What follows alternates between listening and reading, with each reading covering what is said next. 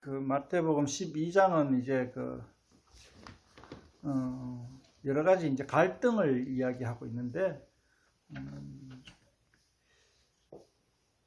그 갈등 중에 이제 하나가 이제 안식일 논쟁이 있고, 그 다음에 이제 예수님이 귀신의 왕이다 하고 이제 음해하는 그런 내용들이 들어있겠습니다. 그럼 왜 마태복음 12장이 왜 이제 이런 갈등의 요소들이 이렇게 들어왔느냐, 이제 우리가 이 구조를 좀 알아야 되는데, 지난번 한번 되돌이켜 보면은 11장 5절에서 말씀하시는 것이 8, 9, 10장에서 나온 예수님의 치유 사역의 요점 정리라 그랬잖아요. 단적으로 표현한 말씀이라 그랬잖아요. 그러니까 예수님이 이 치유 사역한 것이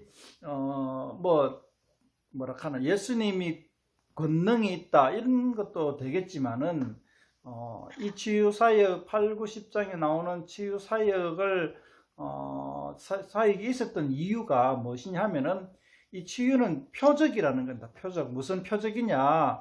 예수님이 메시아다라는 증거를 보여주는 표적이라는 거죠. 그러니까 사람들을 치료했는 것이 주된 그게 아니고, 고쳐졌다 그게 아니고, 예수님이 능력이 있다 이게 아니고, 이 치유 사역을 통하여서 하나님 나라의 회복이 예수님으로부터 이루어진다라는 표적이다 하는 거기에 우리가 포인트를 맞춰야 된다는 겁니다. 그러니까 사람들이 눈먼 자가 눈 뜨고 다리 저는 자가 걸을 수 있게 되고 문둥병자가 낫게 되고 그런 것을 보면은 이 하나님의 나라가 예수님으로부터 회복된다, 예수님이 메시아다 라는 것을 깨달아라 하는 사람들에게 보여주는 하나님의 사인이다 말이죠. 그걸 이제 11장 5절에서 이야기하고 있고, 많은 사람들에게 이제 예수님에게로 와라. 많은 사람들이 이제 예수님의 제자들을 위시하여 거부하고 박해하고 하지만은, 그러나 정말 깨달은 사람들은 11장 마지막 부분에서 이야기하고 있듯이 수고하고 무거운 짐진 자들아 다 내게로 오라 이렇게 이제 이야기했습니다. 이제 사람들이 이 마태복음을 읽는 유대인들이 예수님에게로 이제 가려고 합니다. 예수님에게 가려고 하는데 뭐가 걸리냐 하면은 이상하다. 바리새인들과 사두개파 제사장들이 예수님은 안식일도 안 지킨다고 하던데 그런 의문이 드는 겁니다. 왜 예수님은 안식일 안 지키지? 그렇게 궁금한 겁니다. 그리고 또 어떤 사람들의 말에 하면 예수님이 귀신의 왕이라고 하던데, 그러면서 그런 소문들에 의해서 예수님에게 가는 것이 막혀져 있는 거죠. 그럴 때 이제 12장을 통해서 그러한 질문들에 대한 대답을 해준다고 보면 되겠습니다. 과연 예수님이 안식일을 갖다가 범하는 이 모세의 율법을, 모세의 모경을 지키지 아니하는 사입이냐, 아니면 참 진짜 선지자냐, 다윗의 자손 메시아냐, 그걸 이제 12장을 통하여서 이제 살펴보는 겁니다. 그럼 첫 번째 이제 안식일입니다. 그 안식일에 예수님의 제자가 이제 길 가다가 이제 이삭을 쑥 잘라 가지고 비벼가 먹습니다. 그러니까 이제 그게 아무것도 아닌 것 같지만은 바리새인들이 볼 때에는 그거는 율법을 범하는 행동으로 보는 겁니다. 안식일 범하는 그런 행동을 봅니다. 안식일에는 절대로 일하면 안 된다 하는 유대교의 법이 있다는 거죠. 근데 이제 안식일 날 그 유대교의 법이 얼마나 치졸하고 쪼잔하나 하면은, 안식일에 길 가다가 그냥 들판에 있는 밀을 쑥 훑어가지고 비벼 먹어도 남 걸 훔쳐서 먹어서 죄가 아니고, 이 일을 해가지고, 그것도 일이라고. 추수하는 것, 한 점 살짝 긁어가 추수하는 것, 그것도 추수고 일이라고. 일하면 안 된다 하는 율법을 범했다. 이렇게 이제 이야기하는 겁니다. 참 치졸한 사람들이죠. 그랬을 때 예수님이 이제 자세히 이야기하자면 기니까 간단하게 얘기하면은, 간단하게 얘기하려고 하기에도 간단하게 더 이야기가 어렵네요. 그냥 자세히 얘기합시다. 옛날에 다윗 왕이 되기 전에 자기를 따르는 식솔들과 이 성전 안으로 그때 당시 왕 사울 왕을 피해서 성전 안으로 숨어 들어갔습니다. 숨어 들어가 가지고 이제 도망가는 진짜 신세니까, 정치적 박해를 당해가 도망가는 신세니까 먹을 게 없이 쫄쫄 굶어 가지고 성전 안에서 제사장 보고 우리 먹을 것 좀 주십시오 하니까 이 성전 제사장이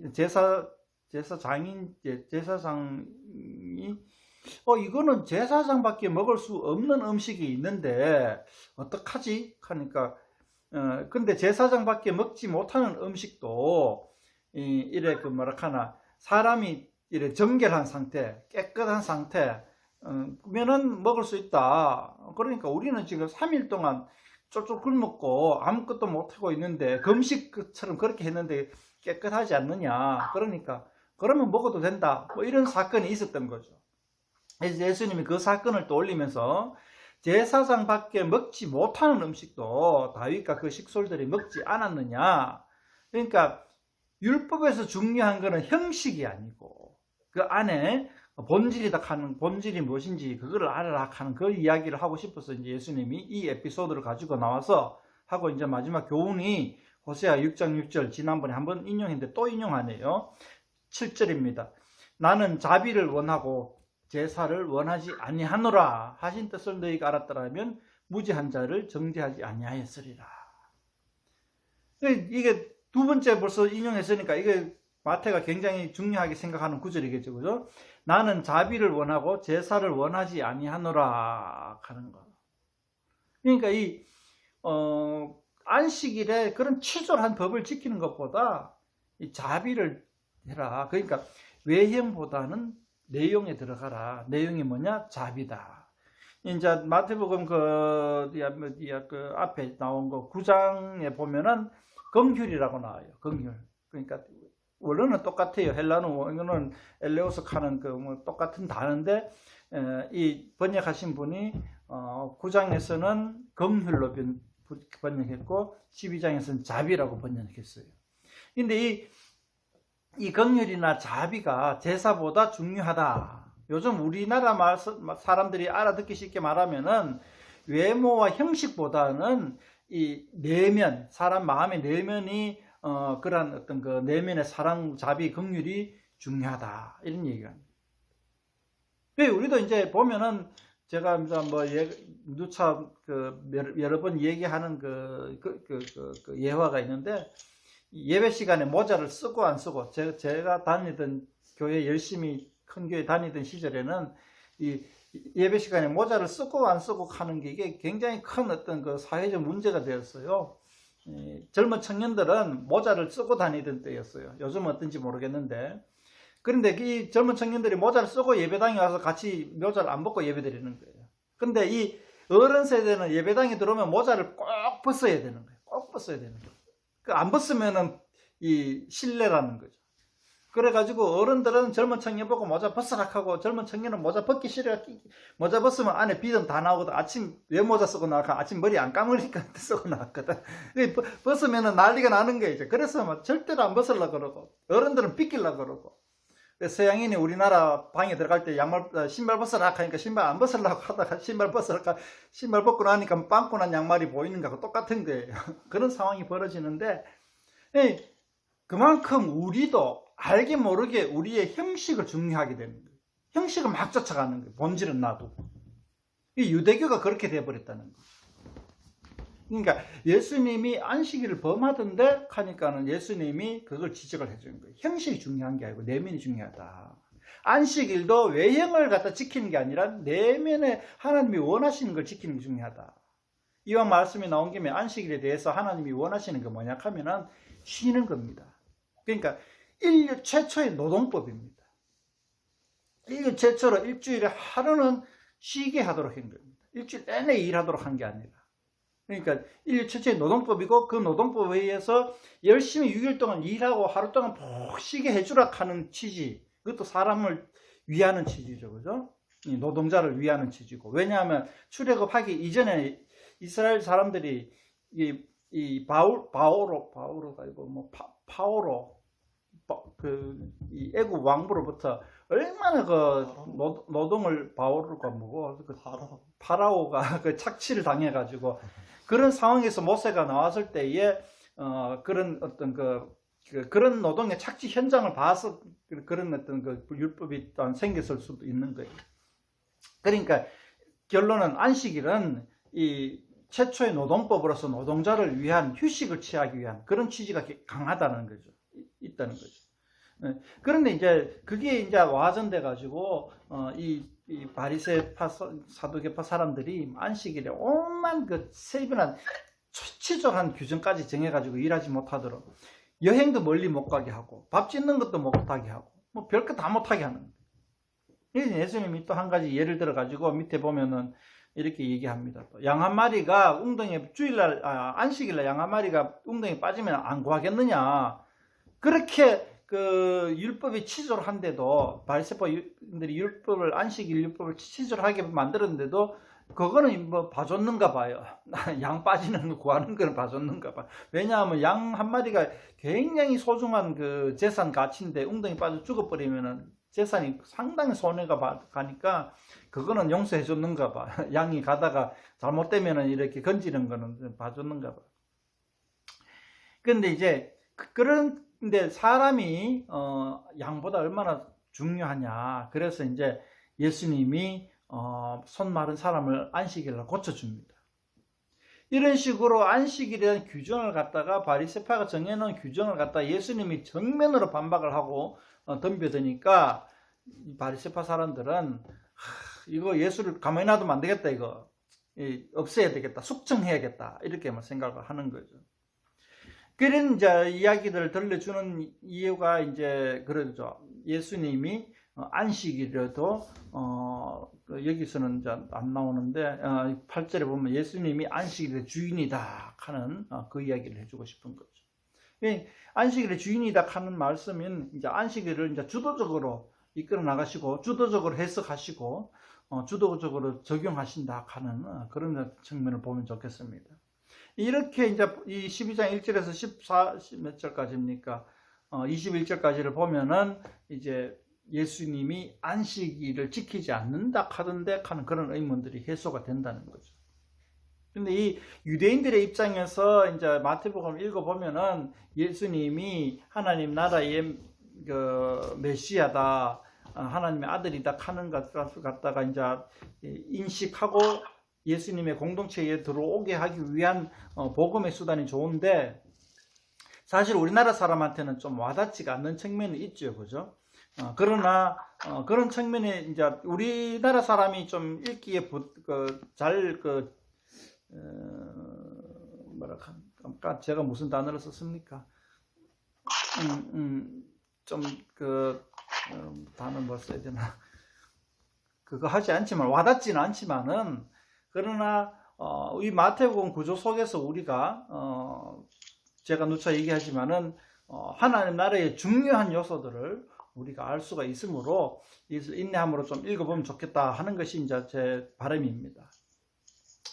12장 17절에 15절부터 23절까지 말씀은 좀 이해하기가 좀 쉽지 않아요. 쉽지 않은데 할 말 많지만은 조금 건너뜁시다. 뭐 별로 알면은 머리만 찌끈찌끈하고 뭐 별로 크게 우리에게 중요한 요소는 아닌 것 같아서 제가 건너뛰면 좋겠습니다. 이해하기도 쉽지 않고 좀 내용이 좀 방대하고 그래서 다시 한번 이제 22절부터 다시 한번 보기를 원하는데 22절부터는 예수님이 귀신의 왕이니까 귀신을 쫓아내지 않느냐 하는 그런 의문들이 있는 겁니다. 그런 의문들은 또한 여전히 그 바리새인들이 소문을 낸 거죠. 그러니까 예수님이 싫어하는 정치적 무리들이 이제 그 소문을 내는 거죠. 그렇게 예수님은 귀신의 왕이니까 귀신이 쫓겨나지 그러는 거예요.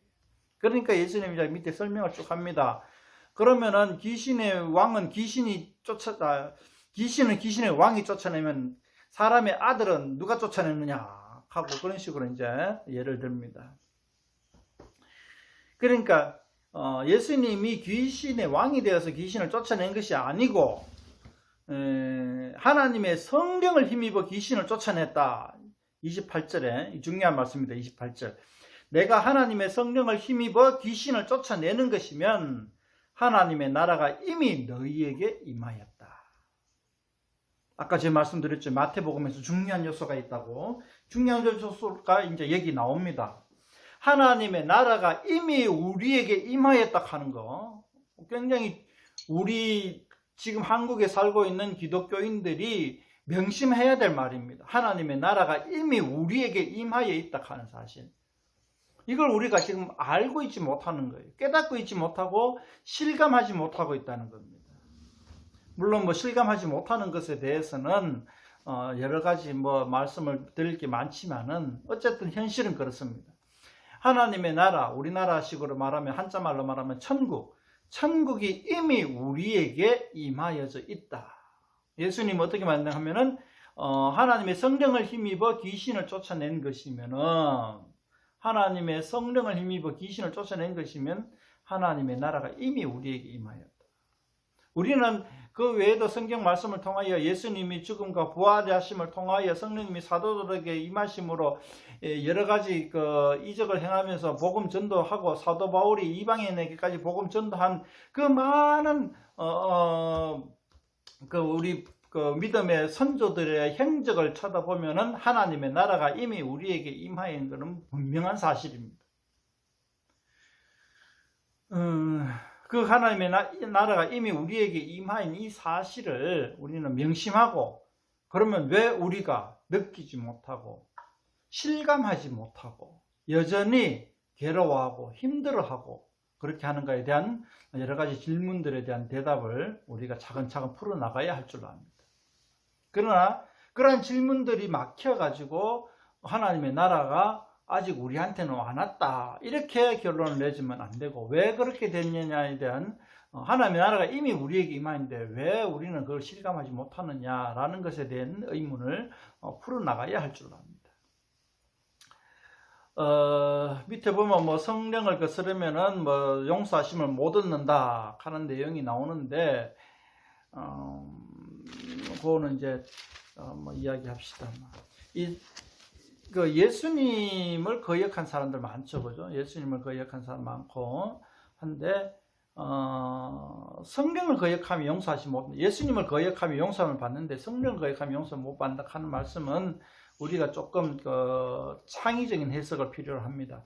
그러니까 여기서는 이제 해석을 안 해주죠. 그냥 그렇게 말하죠. 그래서 이제 해석은 우리 몫으로 남아 있는데, 제 같은 경우는 이제 이걸 이렇게 해서 왜 그렇게 되겠느냐라는 것을 한번 생각해 보는데, 이 성령은 그겁니다.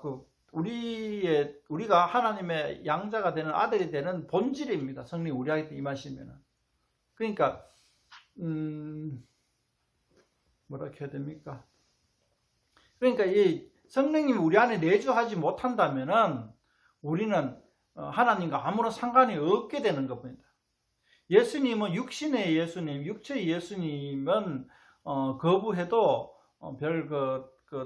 다시 용서 받고 할 수 있는데, 성령을 거부하면 예수님의 영이 우리에게 오는 걸 거부한다면 내가 하나님의 아들이 되는 것을 거부하는 것과 마찬가지죠. 그렇게 되면 용서를 못 받는 겁니다. 건너뛴 거 있는데, 이제 아까 예수님을 거역해도 용서를 받는다 그랬잖아요. 그 말씀을 하고 나니까 건너뛴 부분이 생각이 나는데, 22절에 보면 무리가 다 놀라 이르되 이는 다윗의 자손이 아니냐, 22절입니다. 다윗의 자손이 아니냐 하는 이 다윗의 자손이라는 단어에 우리는 좀 관심을 가져야 합니다. 이 마태복음엔 다윗의 자손이라고 하는 단어가 굉장히 많이 나옵니다. 제가 세알리 보지는 못했는데 한 10대분은 나오는 것 같아요. 근데 이 다윗의 자손이여 하는 사람이 누구냐 하면은 제자가 아니고 제자들이 아니고 무리다 말이죠. 그러니까 요거는 이제 예수님을 추종하고 쫓아가긴 하는데, 완전히 제자처럼 완전히 몸을 던져가지고 예수님의 완전히 제자가 된 무리가 아니고 그냥 먼 발치에서 예수님을 구경하는 사람들이 다윗의 자손이다, 이렇게 이제 얘기하는 것으로 보면 좋겠습니다. 하나님의 아들이다 하는 거는 이제 뭐 제일 처음에는 귀신이 그렇게 얘기를 했고, 그 다음에는 예수님의 제자가 하나님의 아들이다. 마지막으로 이제 로마 군인의 백부장이 하나님의 아들이다. 이런 고백이 이제 마태복음 구조를 통해서 나오는데, 다윗의 자손이라 하는 것은 이제 무리라고 얘기하는데, 나중에 이 무리들이 예수님을 배반한다. 다윗의 자손이라 하는. 그러니까 다윗 자손이라 하는 게 또 언제 나오냐 하면, 예수님이 마지막으로 예루살렘에 들어가서 이제 잡혀서 십자가에 못 박혀 죽으실 그 해에 예수님이 예루살렘에 입성할 때 나귀 타고 입성합니다. 나귀 새끼입니까? 타고 입성을 하는데, 그때 온 예루살렘의 무리가 다 모여가지고 나귀 타고 입성하는, 예루살렘에 들어오는 예수님 보고 다윗의 자손이요 호산나 찬송하리로다 이렇게 외칩니다. 그때는 그 연예인 보듯이, 막 로마의 개선 장군 보듯이 예루살렘의 시민들이 다 나와 구경하는 거예요. 다 나와 구경하면서 예수님을 영접합니다. 그러니까 막 옷을 길에 깔아주고 뭡니까 이 나무가 종려나무 가지 막 흔들고 뭐 난리가 난 거예요. 그냥 막 개선 장군 입성하는 거하고 똑같은 거예요. 그런데 그렇게 입성하는 이제 며칠 후에 되면 예수님 십자가에 못 박히니까, 예수님 십자가에 못 박히기 전에 많은 사람 군중들이 십자가에 못 박으소서, 십자가에 못 박아라 하면서 막 외치는 군중들로 바뀝니다. 그렇게 이제 그 지조가 없고 예수님에 대해서 왔다리 갔다리 하는 사람들이 무리인데, 그 무리들이 예수님을 지칭할 때 예수님이 다윗의 자손이 아니겠느냐, 다윗의 자손이란 희망이죠. 그러니까 이 이스라엘 왕국을 로마의 식민지로부터 해방시켜줄 희망의 그 독립 장군으로 생각을 하는 것이 표현이 다윗의 자손이요 이렇게 이제 이야기를 할 수가 있습니다. 근데 이제 예수님이 그 다윗의 자손이라 하는 단어에 대해서도 거부 반응을 안 해요. 마태도 그렇고. 맞긴 맞다. 맞긴 맞는데 완전히 이해하지 못한 어중간한 이해다 하는 그런 정도로 이제 다윗의 자손이라는 말을 표현을 합니다. 그러니까 뭐랄까 해야 됩니까? 예수님을 거역하는 무리가 다윗의 자손을 갖다 하다가 나중에 십자가에 못 박아라 하는 그러한 무리들, 예수님을 십자가에 못 박아라 하는 무리들도 용서함을 받을 수 있다라는 걸 이야기하는 겁니다. 그러나 진짜 마음으로 성령님이 내주하실 때에 거기에 대한 내주하심에 대한 거부 반응은 도저히 안 된다. 이렇게 얘기하는 겁니다. 그러니까 이제 이 마태복음을 읽는 독자들에게 그렇게 이야기하는 거죠. 너희들이 한때는 예수님을 거역했지만은, 그러나 지금 이 마태복음을 읽는 그 순간에는 예수님을 받아들여라 이렇게 하는 거예요. 그러나 이 마태복음을 읽고 양심이 찔려가지고 나는 이제부터 예수님을 믿어야겠다라고 막 양심은 그렇게 얘기하는데, 갑자기 주변의 사람들, 그리고 바리새파의 그 핍박, 지존 제사장들의 핍박, 그리고 내가 가지고 있던 그 고유한 권한, 이런 것들이 다 잃어버리려고 하니까는 도저히 안 되겠네. 그런 거는 이제 성령을 거역하는 거라. 이렇게 한번 생각해 보시면 좋겠습니다. 뒤에 가면은 이제 말로 어떻게 심판받는다 하는 건데, 이제 그거는 이제 그러니까 귀신의 왕, 바리새파가 이제 귀신의 왕이 귀신을 쫓아낸 아니냐, 귀신의 왕이니까 귀신이 쫓아나지 않느냐 하는 그 말을 한 것을 가지고 예수님이 붙잡고 이제 말을 갖다가 조심해라 라고 이제 얘기하는 것이 34절에서 37절까지입니다. 그 다음에 38절부터 이제 나오는 내용이 이제 그 악하고 음란한 세대가 표적을 구하나 선지자 요나의 표적밖에는 볼 표적이 없다. 이 바리새파가 이제 표적을 구하는 거죠, 원하는 거죠. 근데 이제 사실 많은 표적이 이미 예수님을 행했습니다. 아까 이야기했더니 8, 9, 10장에서 많은 병자들이 치유된 거죠, 그죠? 나병 환자가 낫게 되고 문둥병, 그런 것들이 표적이라 그랬잖아요. 그런 게 표적인데 이 바리새파는 또 다른 그런 거 말고 또 다른 표적이 뭐냐 하고 이제 질문한다는 거죠. 그렇게 해서 이제 이야기하는 건데, 바리새파가 이제 바리새인들이 그렇게 이제 이야기를 하는데, 예수님은 악하고 음란한 세대라고 표현을 합니다. 악하고 음란한 세대가 표적을 구한다. 왜냐하면은 왜 악하고 음란한 세대라고 이야기하냐 뒤에 나오는데, 이 세대가 예수님 세대의 사람들이 예수님이 십자가에 못 박히고 난 다음에, 그러니까 지상 사역이 끝나고 난 다음에 다시 도루묵이 됩니다. 원위치를 해버립니다. 아까 얘기했잖아요. 예수님이 그런 치유 사역도 하고 많은 어떤 그 가르침도 있고 하니까 많은 사람들이 군중이 외칩니다. 다윗의 자손이야 하고. 그런데 예수님이 십자가에 못 박히고 죽으시자마자 많은 군중들이 도루묵이 돼버리는 거예요. 십자가 못 박히니까는 막 그냥 이제 재판정에 서니까는 뭐 못 박아라 못 박아라 하고 막 요동을 하는 거예요. 그 사람들의 그 뭐라 하는 회유책이라 합니까? 뭐 그런 언론의 그런 조작을 통해 가지고 많은 군중들이 예수님을 못 박아라 하는 쪽으로 확 돌아서 버리는 거죠. 그렇게 되는 것이 이제 예수님이 이제 이야기한 게 요겁니다. 예수님이 그 귀신을 쫓아냈는데 나중에는 처음 귀신이 들림보다 7배나 더 많은 귀신이 들어가 더 심하게 나빠졌다는 거죠. 그게 이 세대라는 거죠. 이 말씀을 통하여서 우리가 한번 생각해 볼 수 있는 거는, 우리가 이제 이 병자가 낫는 걸 보면 우리가 진짜 확실히 하나님이 살아 계시다는 걸 믿겠다 하는 사람들도 있고, 뭐 등등 여러 가지 그런 어떤 이적들을 보면 믿음이 강해지겠다 하는 사람들도 있는데, 그건 사람의 생각일 뿐입니다. 예수님 세대에 많은 사람들이 그랬죠. 그리고 귀신이 쫓겨 나갔다가 다 나간 사람도 마찬가지죠. 귀신이 쫓겨 나가면은 정말 이제 바른 정신이 내가 잘 살아보겠다 하는데 다시 귀신이 들어버리는. 그러니까 이러한 치유 사역 가지고서는 사람이 변하지 않는다라는 것을 우리가 이 에피소드를 통해서 알면 좋겠습니다. 그러니까 사람이 어떻게 변하느냐, 어떻게 변할지는 하나님만이 간섭하시고 주장하시고 할 수가 있는데, 단지 우리가 알 수 있는 것은 이적을 보면은, 이적을 통해서 신기하다 하는 사람들은 결코 믿음 생활이 오래 가지 못한다. 그것만으로는 믿음 생활이 오래 가지 못한다는 사실을 우리가 좀 알아보면 좋겠습니다. 다시 한번 또 지금까지 이야기를 또 한번 추려 보면은 이제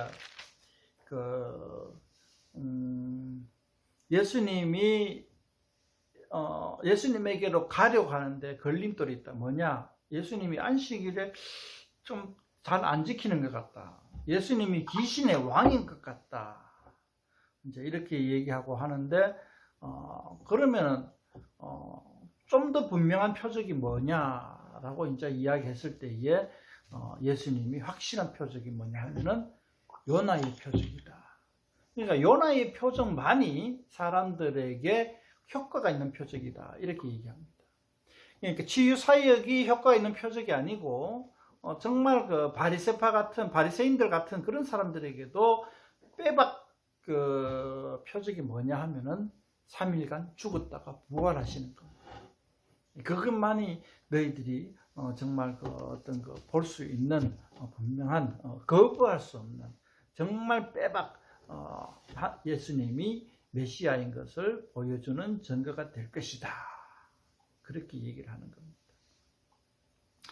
46절부터 보면은 조금 엉뚱한 얘기가 나오는데요. 누가 내 어머니며 누가 내 형제냐? 내 아버지의 뜻대로 하는 자가 내 아버지예요, 내 어머니요, 내 형제 자매다. 이렇게 얘기하는 겁니다.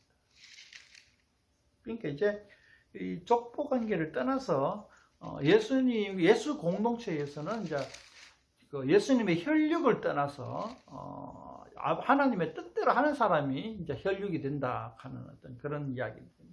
그러니까 예수 공동체에 들어오려고 할 때에 뭐 이제 혈통이 중요하냐, 뭐 그런 인맥이 중요하냐 그런 이야기를 하지 않고 그것보다 더 중요한 것이 하나님의 뜻대로 하는 것이다 하는 것을 이제 강조하기 위해서 이제 예수님의 친혈육을 이제 이렇게 인용을 하는 거죠. 예수님의 친혈육을 인용하면서 예수님 친혈육보다도 하나님의 뜻대로 하는 자가 예수 공동체 안에서 정말 형제의 자매가 된다. 그러면 우리는 이제 이 마지막 절에서 보면은 우리도 이 예수 공동체 안에서 우리가 지금 다 예배드린 사람이 다 이제 혈육이지만은 그러나 이 혈육이 아닌 사람들도 이제 앞으로 오게 될 것인데, 참 하나님의 뜻이면은 오게 될 것인데, 그들도 이렇게 우리 혈육 못지 않게 서로 사랑하고 아껴주고 위해주고 기도해주고 또 보살펴줄 수 있는 그런 공동체가 되어야 하겠다라는 것을 한번 이야기해 봅니다. 너무 좀 말이 산만하지 않았나 모르겠습니다. 그러니까 이 12장을 통해서 우리가 알 수 있는 것은 뭐냐 하면은 외형, 외식, 형식에 갇히지 말고 내면을 중요시하자. 그 얘기를 우리가 한번 적용하면 좋겠고요. 또 하나님의 나라가 이미 우리에게 임해져 있다. 우리는 하나님의 나라를 살고 있다. 어떻게 사느냐? 이 50절에 보면은 아버지 하나님의 뜻대로 행하면 하나님의 나라가 이미 우리에게 임해진 것이다라는 거죠. 그러니까 하나님의 나라에 이미 우리가 들어간 거죠. 하나님의 뜻대로 하면은 이미 예수님의 형제요, 예수님의 어머니가 되는 거다 말이죠. 예수님의 형제 자매가 된 거다 말이죠. 하나님의 뜻대로 하면은, 다시 말하면 하나님의 뜻대로 하면은 천국에 들어가 있는 거죠, 벌써. 하나님의 뜻이 무엇이냐? 이 본문을 통해서 보면은 자비라는 거죠. 긍휼이라는 거죠. 제사 같은 게 아니고, 모든 사람들은 일요일날 교회 가서 예배 참석해갖고 꾸벅꾸벅 졸다가 이제 아멘 하고 나오면은 그게 하나님의 나라에 들어간 건 줄 아는데, 그런 것보다는 자비와 긍휼이단 말이에요. 자비와 긍휼.